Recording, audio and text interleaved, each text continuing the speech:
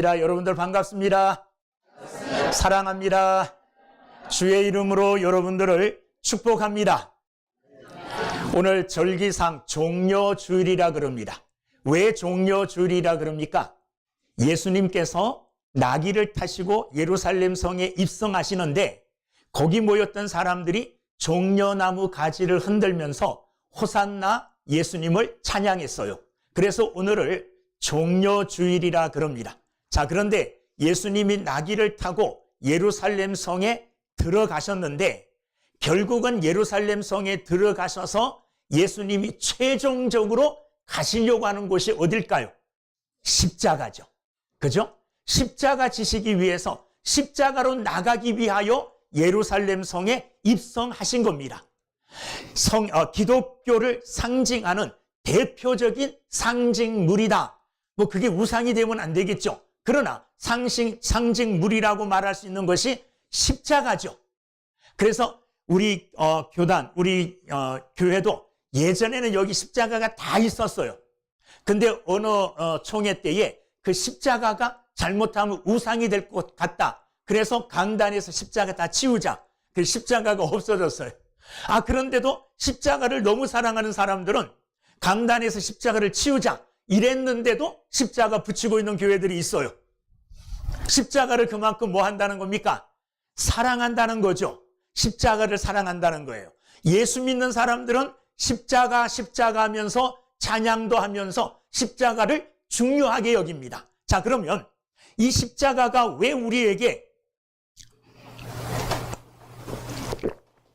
중요한 것이냐? 아주 오래전으로 거슬러 올라가서 이스라엘 백성들을 모세가 가나안으로 인도할 때에 이 광야를 이제 지나는데 길이 너무 험했어요. 그리고 길을 막 이렇게 돌아가요. 그러니까 백성들이 모세를 향하여 막 원망합니다. 그러니까 하나님께서 안 되겠다. 그래서 원망하는 이스라엘 백성들에게 뭘 보냅니까? 불뱀을 보내요. 그래서 불뱀이 이스라엘 백성들을 다 물어뜯어요. 불뱀에 물린 이스라엘 백성들은 뱀의 독에 감염이 돼서 전부 다 죽게 생겼습니다. 자, 그러자 이스라엘 백성들이 이제 자기들의 잘못을 깨닫고 모세에게 하나님께 기도 좀 해달라. 그래서 뱀에 물린 우리가 낫게 해달라. 이렇게 모세에게 청합니다. 자, 그러자 모세가 하나님 앞에 기도해요. 그랬더니 하나님께서 모세의 기도를 들어주십니다. 그래서 민수기 21장 8절 9절에 보면 여호와께서 모세에게 이르시되 불뱀을 만들어 장대 위에 매달아라. 물린 자마다 그것을 보면 살리라. 모세가 놋뱀을 만들어 장대 위에 다니 뱀에게 물린 자가 놋뱀을 쳐다본 즉 모두 살더라. 모세가 하나님의 말씀대로 구리로 뱀을 만들어서 장대 위에 높이 달았어요.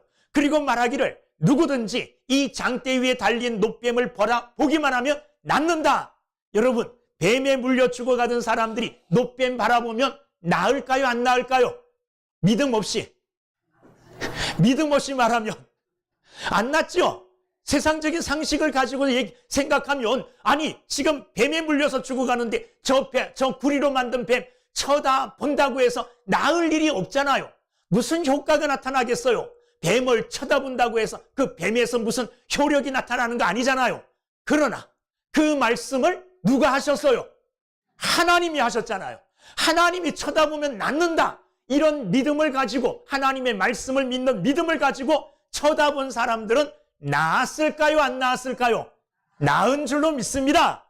역사적인 증거예요. 나았어요. 그러니 성경에 뜨뜻하게 기록이 되어 있지 않겠습니까? 자, 이 일이 있은 몇천 년 후에 이제 이 땅에 누가 오셨어요? 예수님이 오셨어요. 예수님이 오셔서 하나님의 말씀을 전할 때에 니고데모라고 하는 공회원이 예수님을 찾아왔는데 낮에 찾아오기가 좀 부끄러워서 언제 찾아왔습니까? 밤에 찾아왔어요. 밤에. 그래가지고 구원에 관하여 말씀을 예수님과 나눕니다. 거듭남에 대하여 말씀을 나눌 때에 예수님께서 요한복음 14장 15절 말씀에 이렇게 말씀하셔요. 모세가 광야에서 뱀을 든 것 같이 인자도 들려야 하리니 이는 그를 믿는 자마다 영생을 얻게 하려 하심이니라. 예수님이 누구의 이야기를 합니까? 광야에서 구리뱀을 든 모세의 이야기를 하면서 구리뱀이 들렸던 그 자리에 구리뱀 대신 누가 달릴 거라는 거예요? 예수님 자신이 달리게 될 것이라는 거예요. 그러면서 그를 믿는 자마다 이 십자가에 달린, 나무에 달린 그를 믿는 자마다 뭐 얻게? 영생을 얻게 하려 하심이냐. 이게 요한복음 3장 15절 말씀이에요. 16절 말씀은 우리가 잘 아는 말씀이죠. 한번 해볼까요? 시작. 하나님이 세상을 이처럼 사랑하사 독생자를 주셨으니 이는 저를 믿는 자마다 멸망하지 않고 영생을 얻게 하려 하심이니라. 요 말씀 다음에 우리가 잘 아는 요한복음 3장 16절 말씀이 나와요. 예수님께서는 과거에 모세가 장대에 구리뱀을 달았을 때 뱀에 물려서 죽어가던 사람들이 그거 바라보면 죽은 것처럼 내가 이제 장대에 달릴 텐데 뱀의 독이 아닌 죄에 감염되어 죄 때문에 죽어가는 사람들마다 믿음으로 장대에 달린, 나무에 달린 예수님을 바라보기만 하면 뭐 얻는다고요? 영생 얻는다. 영원한 생명을 얻는다. 이렇게 예수님은 말씀을 하셨습니다. 자, 이 말씀대로 누가복음 23장에 보면 이 말씀대로 예수님이 이제 나무에 달리십니다. 십자가에 달리셔요. 자, 그런데 좀 특이한 게 있어요. 예수님 혼자 십자가에 달린 게 아니라 양쪽에 두 명의 강도들이 같이 십자가에 매달렸어요. 그런데 자, 보세요. 예수님께서 아까 요한복음 3장 14절 15절에 누구든지 자기를 바라보기만 하면 구리뱀을 바라봤던 것처럼 모든 사람들이 다 낫게 되고 영생을 얻게 된다 그랬어요. 예수님이 십자가에 달리셨어요. 그때를 한번, 골고다를 한번 상상해 보세요. 예수님이 양손과 양발에 못을 박히시고 옆구리에 창으로 찔림을 당하시고 머리에 가시면류관을 쓰시고 십자가에 달리셨어요. 양쪽에 두 명의 강도가 달렸어요. 자, 그런데 이 두 명의 강도는 다 어떤 죄를 지었을까요? 한 사람은 좀 약한 죄를 지었고 한 사람은 더 악한 죄를 지었고가 아니라 둘 다 사형에 처할 정도의 악한 죄를 지은 악한 사람들이에요. 그렇죠? 그러니까 십자가의 처형을 당하잖아요. 자, 두 사람이 똑같은 거리에서 똑같은 장소에서 예수님을 바라봤어요. 그런데 둘 다 구원받았습니까? 안 받았습니까? 안 받았어요. 한 사람은 구원을 받았고 한 사람은 구원을 받지 않았어요. 누가복음 23장 39절에 보면 달린 행악자 중 한 사람이 예수님을 뭐 했느냐? 비방했다 그랬어요. 예수님을 비방하여 뭐라고 말했느냐? 자, 이거는 믿음이 있어서 그렇게 말한 게 아니에요. 비방하는 말이에요. 놀리는 말이라고요. 놀리면서 뭐라고 말했느냐? 내가 그리스도가 아니야. 너와 우리를 구원하라. 너 그리스도라 그러지 않았느냐? 너와 우리를, 네가 그리스도라면 너도 구원하고 우리도 구원해 달라. 이렇게 예수님께 이거는 믿음으로 청한 게 아니죠.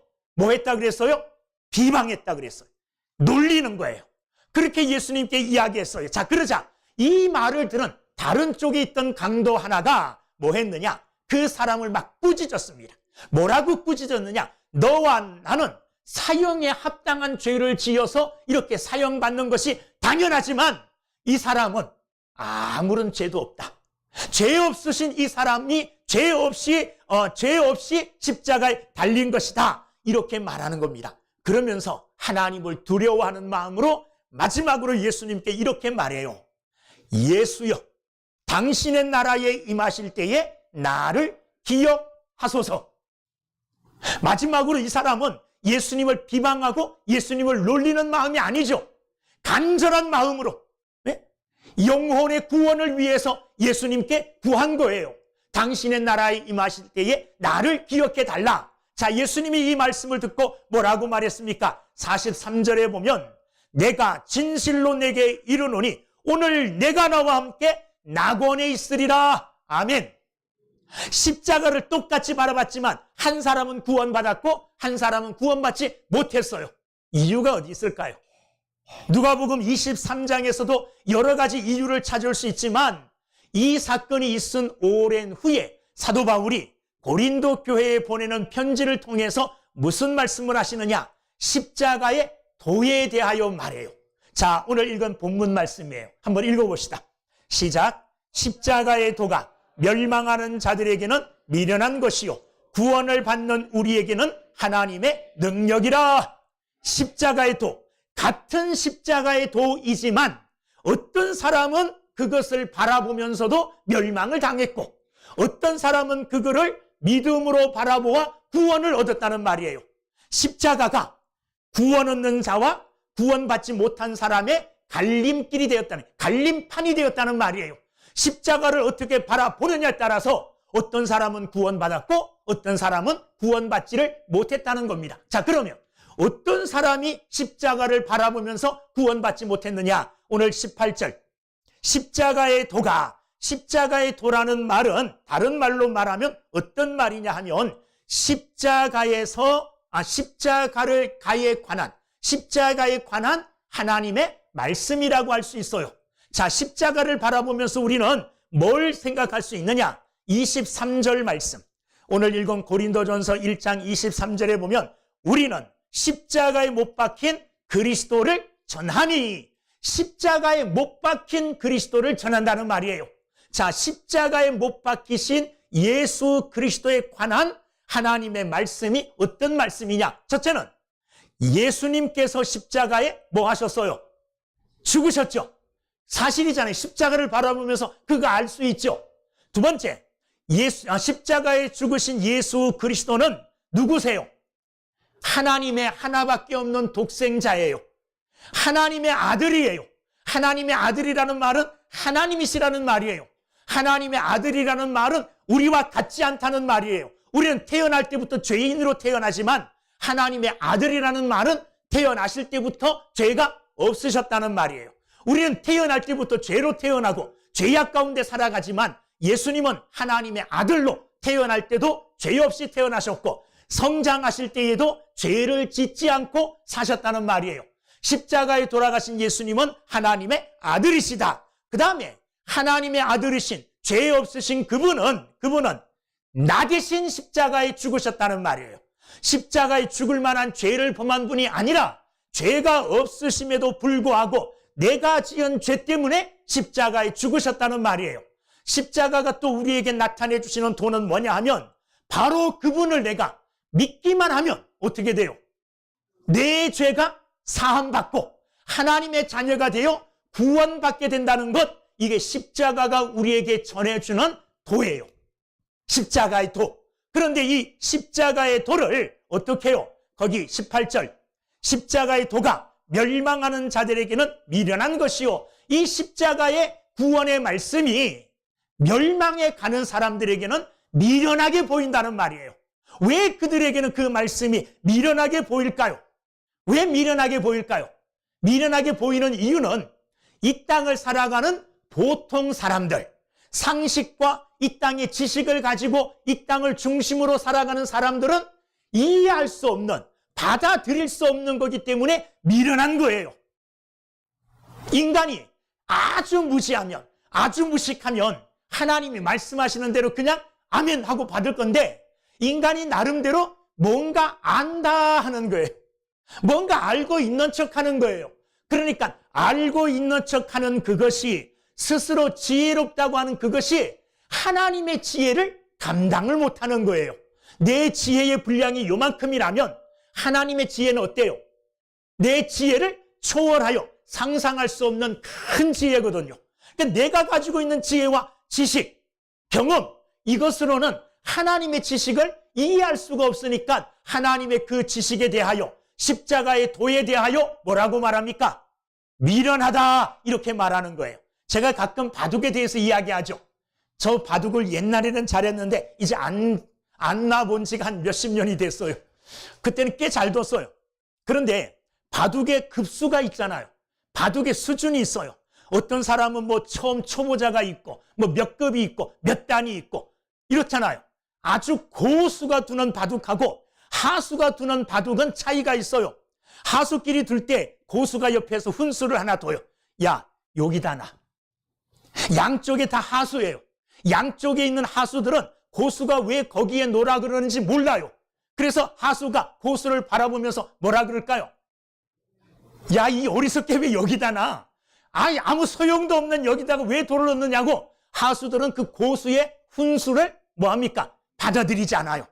그러나 나중에 끝날 때쯤 보면 그 한 수가 뭐가 됩니까? 신의 한 수가 돼요.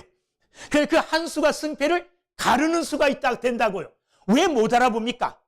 하수기 때문에, 고수의 생각을 이해하지 못하기 때문에 못 받아들이는 거예요. 여러분, 하나님은 고수십니다. 하나님은 초월해 계시는 지혜의 하나님이세요. 하나님이 행하신 그거를 우리가 볼 때 미련하다, 아니 어떻게 저렇게 미련할 수가 있어, 말도 안 되네, 이렇게 말할 수 있지만 그 왜 그래요? 우리가 하나님의 지혜에 미치지 못하기 때문에 도리어 미련하다고 말하는 거예요. 여러분, 하나님의 지혜는 우리의 지혜를 초월합니다. 그러므로 하나님이 하시는 일에 대하여 아멘 이렇게 말할 수밖에 없는 거예요. 이게 믿음입니다. 또한 여러분 보세요. 구원은 뭡니까? 구원은 가장 값진 거죠. 세상에 있는 사람들에게도 말해보세요. 죽지 않고 영원히 사는 영생, 너 영생 얻으면 좋겠지? 영생이 얼마나 귀한 겁니까? 영생을 얻기 위해서는요, 이 땅에 있는 모든 것들을 다 팔아서라도 나는 영생을 확신하고 영생을 얻기를 원해요. 그런데 그 귀한 영생을 성경은 뭐라 그래요? 그 영생에 합당한 어떤 대가를 치르라고 말하지 않죠. 그 영생을 어떻게 주시겠대요? 공짜로 주시겠대요. 선물로 주시겠대요. 여러분, 이 세상에 있는 사람들은, 대부분의 상식적인 일반 사람들은 세상에 뭐는 없어요? 공짜는 없다. 누가 아무리 꼬시면서 이 공짜예요, 뭐 요만큼 투자하면 일만큼 벌어요, 그 다 거짓말이에요. 다단계 옛날에 얼마나 극심했습니까? 그래서 그 말에 속아가지고 다단계에 빠진 사람들이 얼마나 많아요. 혹시 지금 다단계 하고 있는 사람 있습니까? 뭐 용서하고 들으세요. 옛날에 그랬어요. 그것 보면 상식으로 이해되지가 않아요. 요렇게 하면 평생 얼만큼 받는다는 거예요. 홀딱 반할 만하죠. 그런데 그게 진짜예요, 아니에요? 아니잖아요. 세상에 공짜가 없다는 것은 이 세상의 상식이요, 이 세상의 사람들이 다 알고 있는 지식이에요. 그런데 구원은 뭐라는 거예요? 공짜라는 거잖아요. 아무 한 것 없이 준다는 거잖아요. 믿음으로. 그러니 믿을 수가 없고 그것이 우리에게는 뭡니까? 미련하게 보이는 거예요. 또 하나, 여러분, 세상에는 약한 사람과 강한 사람이 있는데 강한 사람과 약한 사람이 싸우면 누가 이깁니까? 강한 사람이 이기게 되는 거죠. 이기는 사람이 강한 거예요. 근데 예수님을 세상 사람들이 봤을 때, 십자가에 못 박히시는 예수님을 봤을 때 예수님이 이긴 겁니까? 진 겁니까? 진 거잖아요. 힘없이 몸부림 한번 쳐보지 못하고 십자가에 그냥 어이없이 달려서 생명을 잃으시는 것, 이걸 바라보는 사람들은 다 예수님이 상식적으로 실패자라고 생각하지 예수님이 승리자라고 생각 못해요. 그렇죠? 그러니까 그 십자가를 믿으라니, 그 십자가를 믿으라고 말하는 그 말이 미련하게 보이는 거죠. 왜? 실패자를 바라보고 실패자를 믿으라는 거 똑같잖아요. 이렇게 십자가를 바라보면서 세상적인 지식과 세상적인 자기의 어떤 얄팍한 그런 알을 통하여 십자가를 바라보면서 미련하다 이렇게 생각하는 사람들은 십자가의 능력의 효험을 입지를 못해요. 그 십자가의 능력을 입지 못하여 다 멸망 가운데 죽어가게 될 줄로 믿습니다.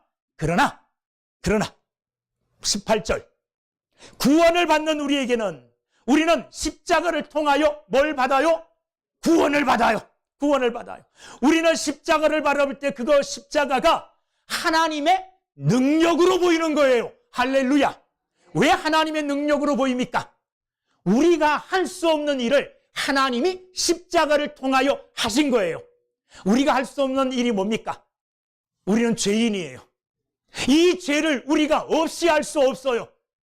내가 지은 이 죄를 내가 없애기 위해서 평생 살아있는 동안에 100명 구하고 1000명 구하고 10,000명의 생명을 구했다고 합시다.